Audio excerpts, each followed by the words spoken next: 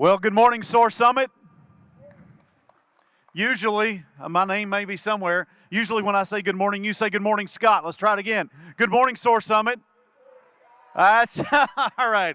Got a crowd down here helping me out. It is good to be here. My name is Scott Surber. I'm here along with Amber Decker. We are splitting this time together. We are from the Center for Rural Development. We are located in Somerset, and under the leadership of Lonnie Lawson and the support of Congressman Rogers, we service 45 counties in eastern and south central Kentucky. And we're here to talk to you about a couple of the things that we do at the center. I specifically want to talk to you about broadband, and more specifically, something called broadband as a service. Broadband as a service. As we have worked at the center, and others have worked as well, to try to get broadband throughout eastern Kentucky, and believe me, it is a task for sure. It is a task for sure. There are hurdles, and let's see, I've got a clicker here, Amber. What do I click? Do you know? Click something for me. Is there a slide down there? Is this showing up? It's not. Keep clicking, Amber.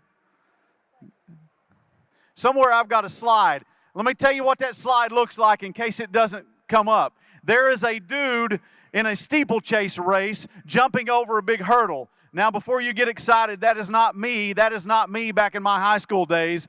Is it up there? Somebody's pointing. If you see that slide, that's not me. Trust me. But one of the things we want to talk about are the hurdles that we have to jump over in order to get broadband in eastern Kentucky. I've got a slide. Now look at that guy. That's not me. Remember, it's not me. Yeah, clearly not me. So what are the hurdles we have in getting broadband throughout eastern Kentucky? And this one specifically says equipment ownership. And that's one of the several hurdles of getting broadband in eastern Kentucky. It's the idea with grant money comes the onus of equipment ownership, and who owns it if they utilize that grant money, especially from the ARC, Appalachian Regional Commission, and that's who we work with and get much of our funding from. Appalachian Regional Commission is looking at broadband as a service. It's not a new concept, but it is new to ARC, and we are working with them. As I said, am in broadband. Zach Osmus works with the center as well in broadband, and our Executive Vice President, Richard Taylor. Our job, the three of us especially, our job is to help promote, push, and advance broadband in eastern Kentucky. And we believe broadband as a service is going to be a way to overcome and, in fact, remove, if you'll look at the right hand of that picture where my bullet points are, there are no hurdles there. Now, certainly there will remain some hurdles, but equipment ownership and, in fact, some other hurdles as well, we hope to remove from the picture as we talk about broadband as a service. What does that mean exactly? Well, it means this, and this comes straight from the ARC. Instead of soliciting deployment of infrastructure, local government or whoever is working in that arena, broadband as a service will subsidize the availability of the service. That in a nutshell is what it does, straight from the guidelines from the ARC. Now, it doesn't remove, as I said, all the hurdles, and it doesn't remove some of the requirements, but it does get out of the way some of those things that have been slowing down the advancement of broadband throughout eastern Kentucky, which, as you know, is as difficult a place as there is to advance broadband. And we're looking specifically for unserved and underserved areas that have essentially no broadband. Now, some of the requirements of broadband as a service certainly are 100 by 220 in speed. It has to meet at least that level. It's agnostic, or it doesn't care necessarily what the technology is. It just has to meet that minimum speed to be able to qualify for broadband as a service. It has to participate, an ISP has to participate in the ACP program. I'll get it out in a second. It has to participate in that. So there are more guidelines as well. In fact, the ARC has listed 11 things that will be required, or guidelines that it gives us that we will have to abide by, requirements that will need to be met. But we think broadband as a service, especially as it relates to ARC and ARC funding, is groundbreaking. We're going to make it our job over the next coming months to go out into our communities, work with local governments, local leaders, and help them begin to understand what broadband as a service looks like. You are flagging me down. Are you telling me, Claudette, how much time I got left? I'm out of time. So make welcome Amber Decker, and she's going to take the rest of our time this morning. Hey, good morning, everybody. As Scott said, my name's Amber Decker, and I'm going to be talking to you guys today about 2 youth programs that the Center for Rural Development hosts. Those are Rogers Explorers for rising freshmen and Rogers Scholars for rising sophomores. These programs, the real reason that these programs were created was to find a way to give opportunities to students in our 45 county service area. Well, how do you identify what opportunities students need?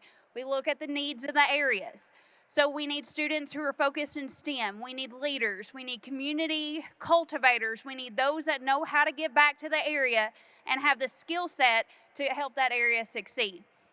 So with our youth programs, we partner with many different colleges and universities throughout the state and in our service area to give the opportunity to students to attend college campuses, to get on site of college universities, and also scholarships. We want to cultivate leaders in our area to prevent that brain drain in our Appalachia area. We can't grow, we can't develop, the next generation unless we put in the work and the time for those students. So the idea is to get students out of their comfort zone and into areas where they can grow and develop.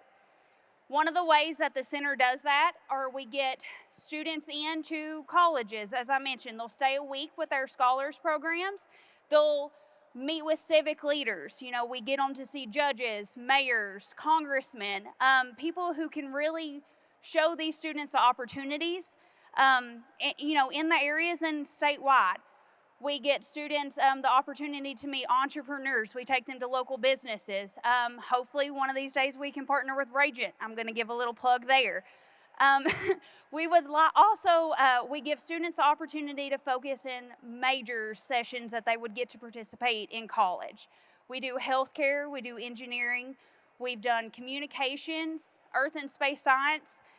Lindsey Wilson College and Morehead State University are great partners that help us out with those.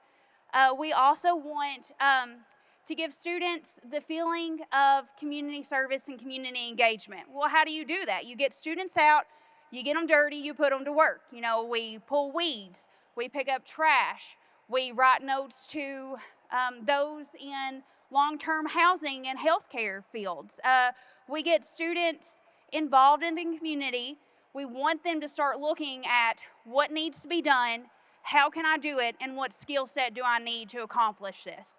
We want to grow leaders that are not only competitive in local areas, but we want to build national leaders. Leaders that can compete anywhere in the nation, but are based and housed right here in our Appalachian area.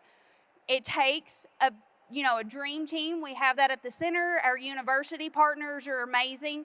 I see Terry back there with EKU. He's a great, great partner to have, and they're amazing to have as well. But the development, of these leaders takes time, it takes money, and we're completely grant funded and fundraiser funded. So how do we continue to grow in development?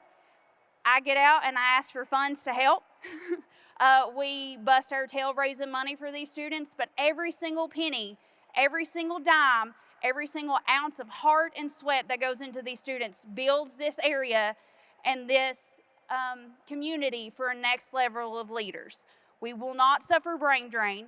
We will have leaders that can grow and develop in our hometowns, in our home areas, and definitely make this region most competitive in the nation with new and interesting talent that can compete nationwide. Thank you guys very much. Have a good morning. I'll be here all day.